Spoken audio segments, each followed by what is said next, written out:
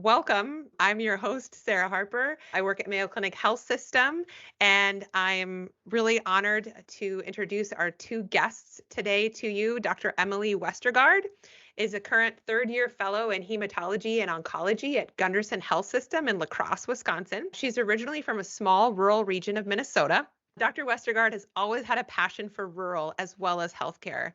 She completed her medical school training at Lincoln Memorial University, DeBusk College of Osteopathic Medicine in Harrogate, Tennessee. And then she went on to complete her internal medicine residency at Abbott Northwestern Hospital in Minneapolis, Minnesota. Dr. Westergaard has had experience working in both urban and rural settings and has seen the trials and tribulations that can be associated with cancer care in both regions. She'll be starting her own clinical practice in Staples, Minnesota. Congratulations in Thank you. 2024 for Lakewood Health System, where she hopes to be able to help positively impact rural patients through quality care, teamwork, and innovation. I'm also pleased to introduce Dr. Wade Swenson, who's a medical oncologist and hematologist that focuses on delivering cancer care to underserved rural areas. At his clinical practice, also in Lakewood Health System in Staples, Minnesota, he provides direct patient care and leads a team dedicated to identifying solutions to closing the rural cancer gap. He's a clinical associate professor of medicine at the University of North Dakota, and he's also active in healthcare leadership. Dr. Swenson serves as the secretary of the Minnesota chapter of the American College of Healthcare Executives. He also serves on a quality steering committee for the American Society of Clinical Oncology and on the policy committee of Minnesota Society of Clinical Oncology. When he's not serving on committees, he also is a presidential leadership scholar and National Rural Health Association Rural Health Fellow. Both Dr. Swenson and Dr. Westergaard are co-founders of ruralcancer.org. It's a nonprofit aimed at increasing awareness and addressing disparities in rural cancer care delivery. The organization is collaborating with stakeholders to develop the nation's first Rural Cancer Institute. Welcome, Dr. Yeah, Westergaard and Dr. Swenson. Thank you. That's a great thanks. introduction. Well, all I had to do is read about how awesome you are. I'd say Oh, yeah. you guys are doing a great job living the healthcare leadership life. Let's dive right in while I have you two brilliant minds and hearts here on this podcast. Dr. Westergaard, could you start by telling us a little bit about yourself and what inspired you to be part of ruralcancer.org? I'm from Fergus Falls, Minnesota, originally, born and raised there, town of a little less than, somewhere around 13,000 people. I had plenty of family experiences with cancer, friends, families experienced with cancer when I was growing up. And you get to see the different challenges that come up when they have this diagnosis and how it all kind of unfolds later on. I did my undergrad in Colorado Springs, Colorado, so I had an exposure to a bigger city, not huge, then was in Minneapolis for my residency training as well. And it's just been really interesting seeing the differences between urban and rural and how people overcome these challenges in healthcare. And when I saw the major disparities in rural cancer care, it made me want to figure out how we can make that better. We talk about urban disparities a lot, and rural cancer disparities or just rural disparities in general oftentimes get overseen. And it's just because there's less people living in these areas. And if we can find a way to make life easier for these people, I think it's incredibly important. And those are the people where my heart's with them, because my family was all rural farmers. And every time I'm in a clinic, especially like in Staples, those are the people that we're taking care of. And those are the people that got me into medicine and made me want to take care of people for the rest of my life. That's awesome, Dr. Westergaard. Thanks for sharing that. I appreciate the personal connection to the work as well. That's so important. Dr. Swenson, I'm actually going to ask you that same question. If you just start by sharing a little bit about yourself and what inspired you to found ruralcancer.org. I grew up in Moorhead, Minnesota, which is not rural, but small town.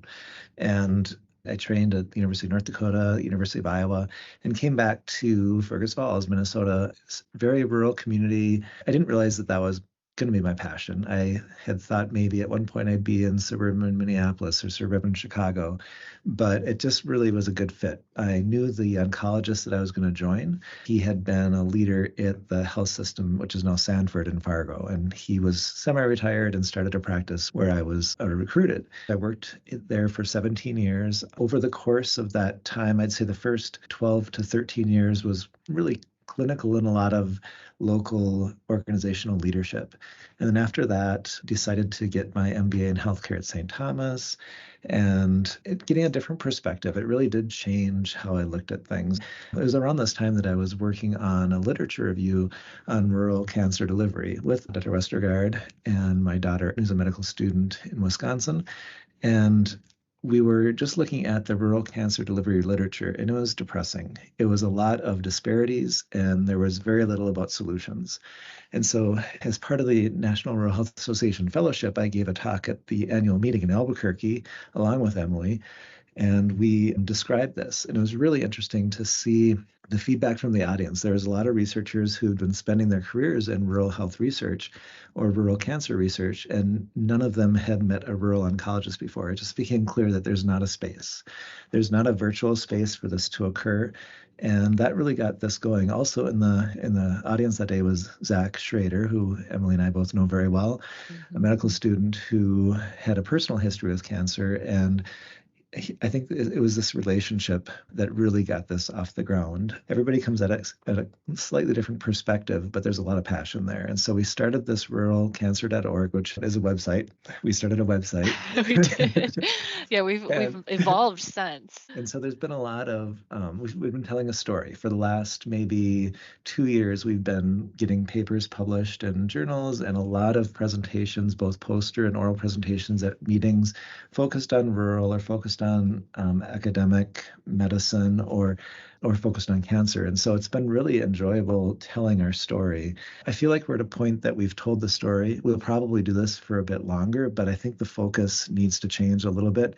And that's where we got to the point where we're looking at starting the Rural Cancer Institute. It'd be the first in the nation because there really is no organization like this.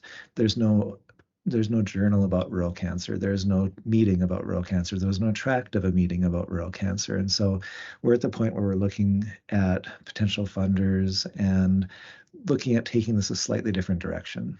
Wow, thank you so much for sharing the arc of ruralcancer.org to date since its inception, Dr. Swenson. I'm going to pass this next ball over to Dr. Westergaard and ask another question. So what specific challenges, based on your experience in delivering care to patients in urban and rural settings, what specific challenges do you notice in rural healthcare that led you and Dr. Swenson and others to found ruralcancer.org? What's unique about being a cancer patient in a rural setting? Honestly, every challenge that you encounter as a cancer patient is essentially just amplified in a rural setting. So they face a lot of the same uniqueness, but at the same time, if getting to that appointment is going to be difficult for someone in an urban setting, multiply that times 100, and that's a rural cancer patient. So you have increased financial toxicity related to just getting to your initial visit. And then a lot of times our rural patients don't have as much of a support system as we necessarily would hope they have. And so you're depending on family to drive you to visits. And it's not just a 10-minute trip across town, it's an hour drive to a larger city. And if you don't have a good car, if you don't have gas money, all of these things just become way more burdensome compared to just that simple task of saying, I need to get to my appointment. I think another huge disparity that we've noticed between rural and urban places is clinical trial access. And that's been a platform that we've really told quite a bit about here in the last year or so. Clinical trial access is it's almost, just not there at all in a rural setting compared to urban counterparts where you have large academic institutions that can have a basket full of options to enhance patient care. And that's something we really want to advocate for in the future. Again, going back to that support system, it's not just family and friends support system, but a rural clinic usually does not have much for a social worker. In fact, I was just putting together a presentation this morning. I think 2% of all social workers work in rural counties. It's just a huge disparity, and we need them to help with the navigation of care.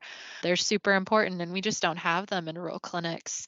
We also see that you don't have subspecialists as much in a rural clinic. So when we have these complex patients that have complex cardiac conditions or need biopsies that are not super easy to go after like we always hope, you have to send them elsewhere, and that ends up equaling truncated care. And that's another huge burden compared to its urban counterpart. Yeah, thank you so much, Dr. Westergaard. It sounds like it just, as you mentioned at the beginning, being in a rural setting just sort of exacerbates every aspect of this experience, especially if you already have unmet social needs and you're going through a cancer diagnosis and treatment.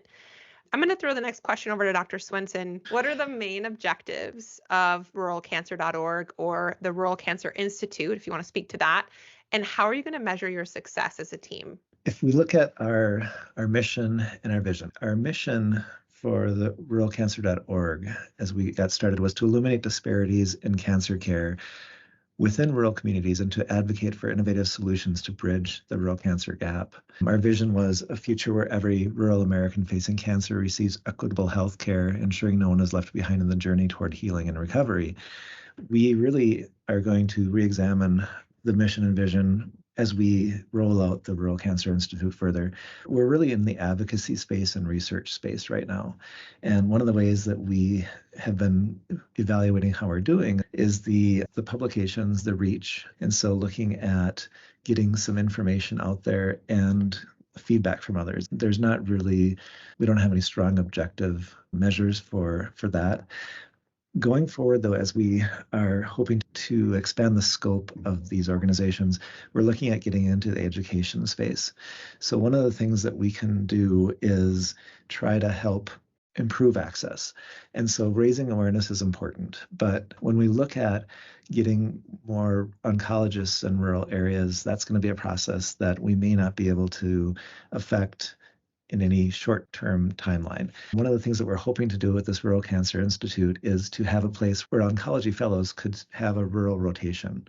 And there's a couple of programs that we'll be talking to and have started some discussions with to maybe have that exposure. Dr. Westergaard and her co-fellow, Dr. Williams, who will be joining us in 18 months at Lakewood, both come from Gunderson. And I'm hoping that this would be a nice opportunity to have that relationship where we could expose people to a rural practice. We just got back from the Rural Medical Training Cooperative, which is an organization of rural fellowships and residencies. And really the evidence out there is exposure early and often makes a difference as far as people's choice when it comes to choosing rural. When it comes to education, we're hoping to start what would be the first fellowship for mid-level providers in a rural oncology setting. There are about 20 mid-level, meaning physician assistant and nurse practitioner fellowships for oncology in the country. There's none in rural, and I'd really like us to have the first. Wow, those are some really ambitious but really achievable goals. So that's very exciting. So you mentioned rural practice rotation for providers at various levels and licensures. How do we avoid phenomenon that happens when you go in, you make a difference for a month or two, or maybe a year or two, and then your contract ends and you leave? What other strategies are needed to not only recruit a rural oncology workforce, but retain them? And I would invite Emily or Wade to answer that question. Well, that's something that we both are super interested in. I actually am giving a talk on rural oncology recruitment to ASCO here in a couple of weeks. And so that's just a huge thing that comes up. And I think one of the main answers to it is getting involved early. So we talk about these training programs, starting in residency or starting in fellowship. And I think it really needs to happen a lot sooner than that. So, I mean, even in smaller communities, if you have a high school student that's interested in the healthcare field, talking to them early, encouraging them to come back and support their community. If you can have someone who's a mentor for you in a small town at a young age and can guide you through that process, I think you're going to want to come back to that area. So I think that's one of our main answers. Add to that too, I think that we're seeing more and more culture changes in medicine. I think that some organizations do it well. They have a great culture. I feel like rural, they should be nimble enough to be able to be creative and create a job that retains people. And I feel like at least that's how I ended up where I am. I really can't stress how important leadership is in this setting. And so I really feel like I found a place in Lakewood where the leaders are exceptional and they create a culture where a program like this can thrive. Oh, thank you for sharing that, Dr. Swenson. I think that's really important for our audience in particular to hear that message and the role that they play in building the rural cancer workforce and sustaining it long term.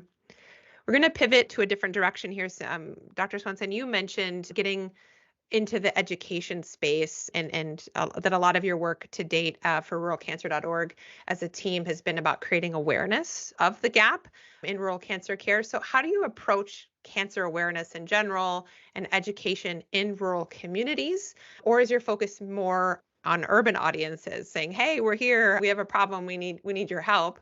What strategies have proven most effective? And I'll ask Dr. Swenson first, and then Dr. Westergaard, if you'd like to add anything, go for it. So we've struggled with this. Who is our audience? As an organization, who are we trying to educate? And I feel like the answer is everybody, but that's not very practical. I feel like we are speaking to providers. We're speaking to urban and rural providers. We're speaking to administrators and policymakers. We really haven't got into the space of community awareness and raising awareness in our community. This is something that I would hope that we would be looking at some point. Best practices to help raise awareness for screening and other cancer-related services.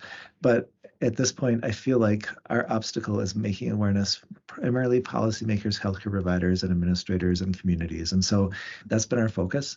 It may change, and I think it will change as we expand. But right now, we're a strictly volunteer-based organization that's fairly small. And as we look at funding opportunities, I think that's going to change our focus a bit. Yeah, I would just echo what Wade said. When we started doing this, we were almost biting off more we could chew, because when we were even trying to come up with a mission statement, it's like we just want to help in every different aspect that we can. And so it was hard to figure out who our focus audience was. And I think right now we're just to the point where we're wanting to get as much to happen as we possibly can. And so currently that does mean reaching out, on a policy level, advocating, talking with larger institutions. And then hopefully this will all kind of trickle down and we'll be able to have that impact in the community with patients as well. Definitely gets brought up in my clinic and when we're presenting at conferences though. So I think we still are able to impact everyone to some degree. It's just right now we're definitely focusing on the higher bit of the chain. You mentioned the next phase or the next chapter in your organization's journey and thinking about funding specifically. Can you talk about partnerships or collaborations that have been particularly effective in furthering your mission to date? And think about also what partnerships and collaborations are you going to need on the horizon to continue to thrive? Yeah, I think one of our most recent big partnerships and examples of kind of the connections that we've made during this process was just recently when we were doing an advocacy day for ruralcancer.org on the Minnesota State Capitol Hill. Throughout this journey in our presentations, we've met just amazing people that also share a passion for this work. And one of them, Stephanie Ullman, she actually works for DSI, one of the larger drug companies that we work with in the cancer world. And she gets volunteer days and she was willing to partner with us and help us run this entire day. So I think it's bridging the gap that way, finding people that are interested in our topic and who are willing to help us advocate for this important cause. That's been a huge partnership. I know Wade also has had some experience talking with the Helmsley Trust and some of these larger foundations that are able to give grant money for rural cancer patients in general. And I know he'll be able to touch a bit more on that. Yeah, I think it's some of the foundations, and we're still very much in the exploratory phase with those. But also, I mean, I feel like it's relationships. For example, there's been a number of individuals at Mayo Clinic, individuals who have been helpful in our progress. Also at ASCO, we don't have an official recognition from ASCO, but some of the state directors, and Aaron Siegel, who's with state advocacy, came and helped us with our advocacy day. It was a great experience. It was really inspiring. I think everybody who was a part of that day at the Capitol really took a lot from it, and it was inspiring to go back and do it again. It was a day where we were talking about just introducing ourselves to lawmakers and talking about prior authorization and fertility preservation for our patients. And so it was interesting because we spoke to rural lawmakers and urban lawmakers. It was interesting because even though this is a rural issue, we send our patients to the metro area for care. It's all interrelated. And so I think educating lawmakers about that, this is not a rural issue, this is a state issue. Getting their feedback was really helpful. They were very, very supportive and gave us advice often on how we should be pursuing our next steps. So it was a great day. That sounds awesome. It sounds like you all are kind of coalition building through common ground, right? I mean, cancer touches almost every single family on an individual level, but from a lawmaker's perspective, like you say, it's not a county issue, it's a state issue. It's not a state issue, it's a national issue. And that's really amazing to hear, and not surprising to hear that there are folks from various parts of the healthcare ecosystem. You mentioned pharmaceuticals, Dr. Westergaard, that are also willing to come to the table.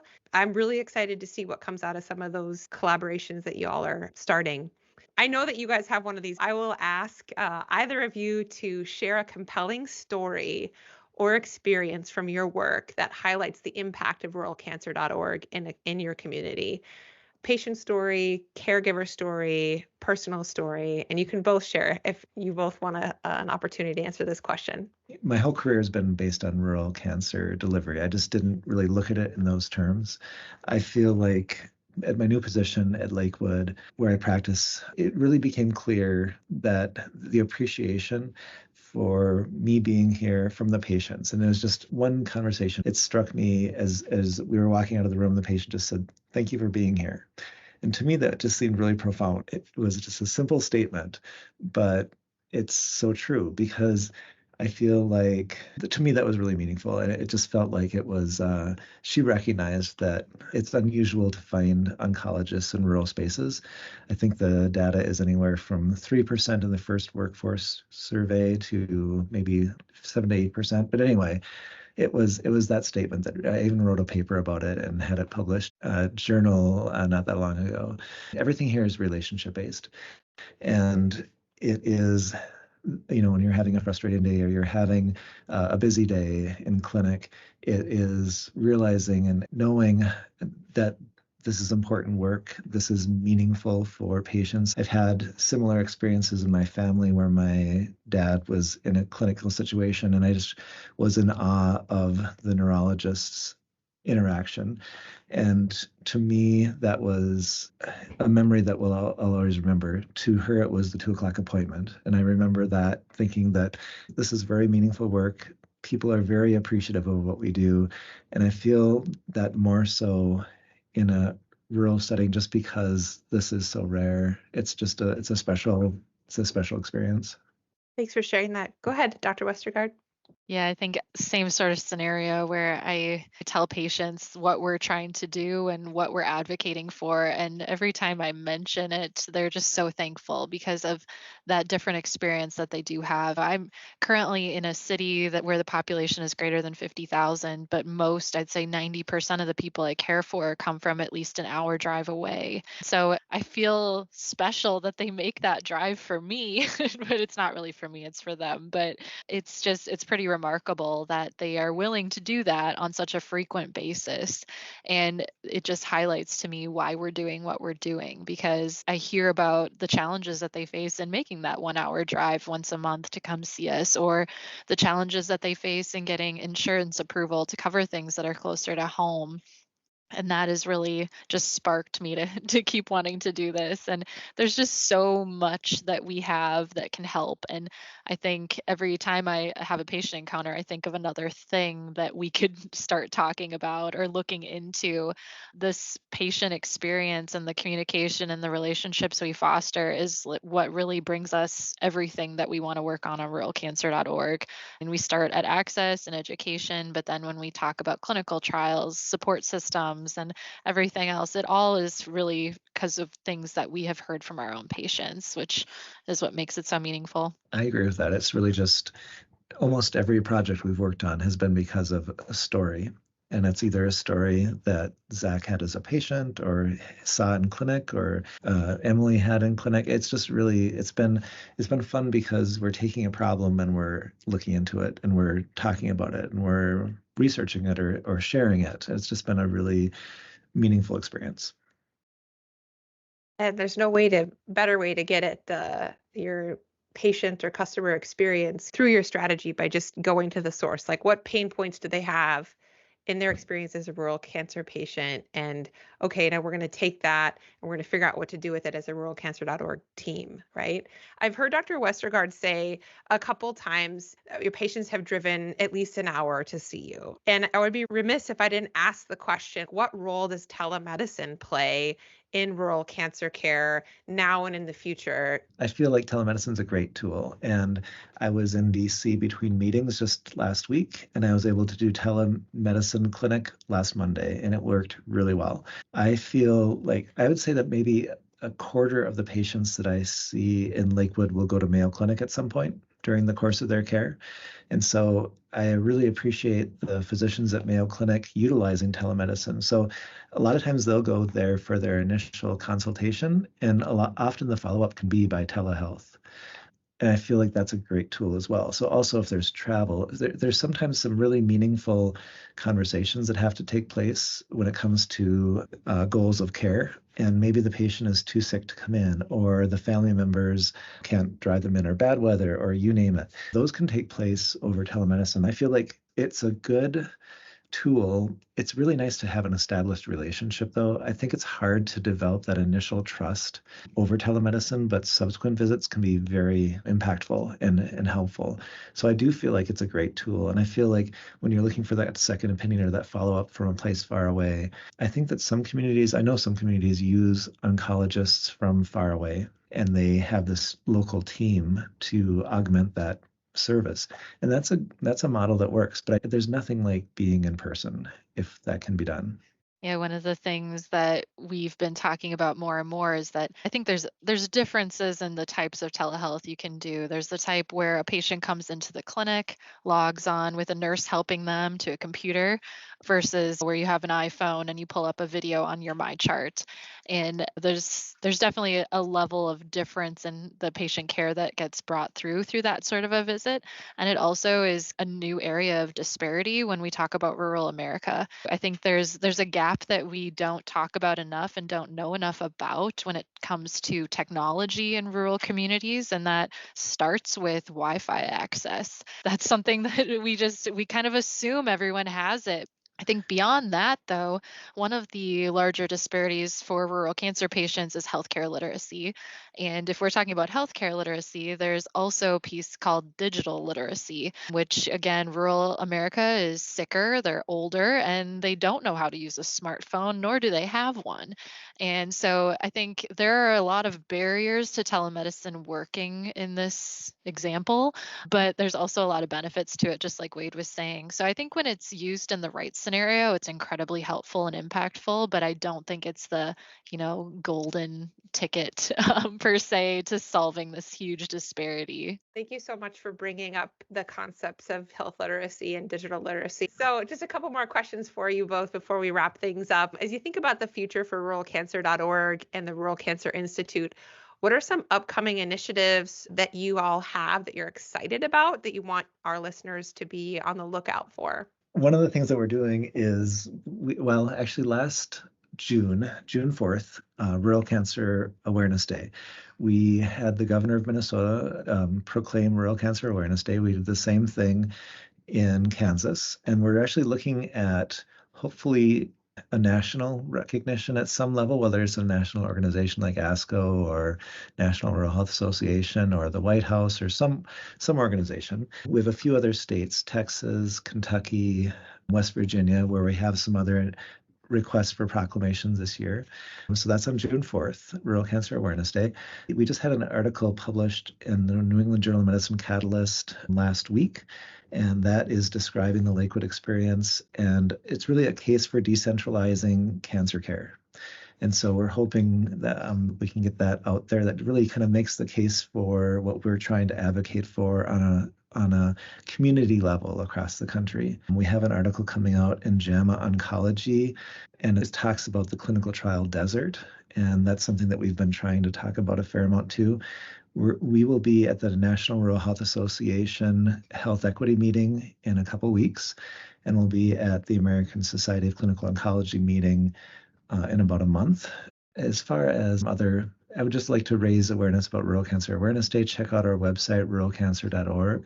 We try to keep updated initiatives and projects on there. I'm very excited for the NRHA, the Health Equity Conference coming up. We're doing a poster presentation on rural veteran clinical trial access, another thing that has come up just personally in taking care of my own patients. And the deeper we dug into it, the more of a mystery it became. So we're unearthing this mystery of how you can get a veteran on a clinical trial. I think, yeah, what Wade was saying, all of Rural Cancer Day, I think is just so important. And it's been really, really important to us because of our connection with Zach Schrader. And we're just really excited to have that day celebrate him and his connection to us. Read about this on our website for sure. And then just bring more and more awareness for this hot topic. I think for me on the horizon, I am really looking forward to joining Wade at Lakewood come September so that we can dive in and do even more of this work. I'm really, really excited for the future of the Rural Cancer Institute too. This idea of doing education that is more based on a rural and community care aspect.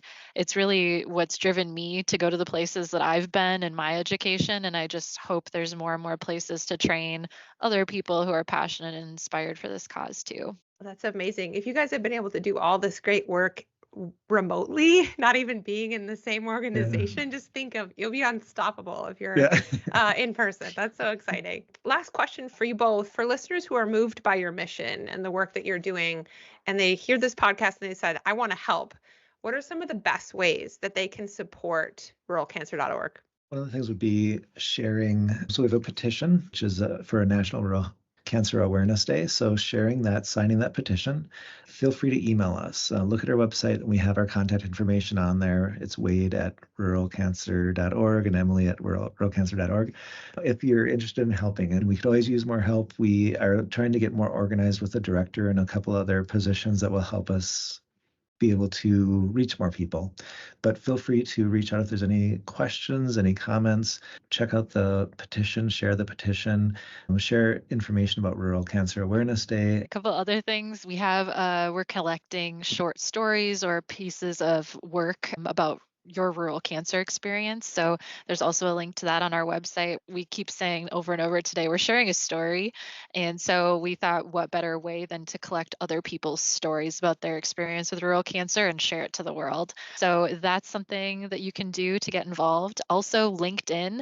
Wade and I, and really the whole team are on LinkedIn, and it's a great way to connect. And we've met so many cool people. We've truly connected with people on LinkedIn. So follow us there, send a message, anything like that. We're always wanting to work with others. Awesome. And just to clarify, is the petition available to sign on ruralcancer.org if I were to go out there today? Okay, super. Well, thank you both so much for your advocacy, for your passion, for your leadership in this space. It's really exciting to see how far ruralcancer.org has come in such a short period of time, and excited to see what's on the horizon for you all. I want to thank you for joining the podcast today and thank our listeners for tuning in. Well, I just appreciate the opportunity, and thank you for taking the time to do this. Absolutely. It was a true joy. It was a lot of fun. Thank you both for your time.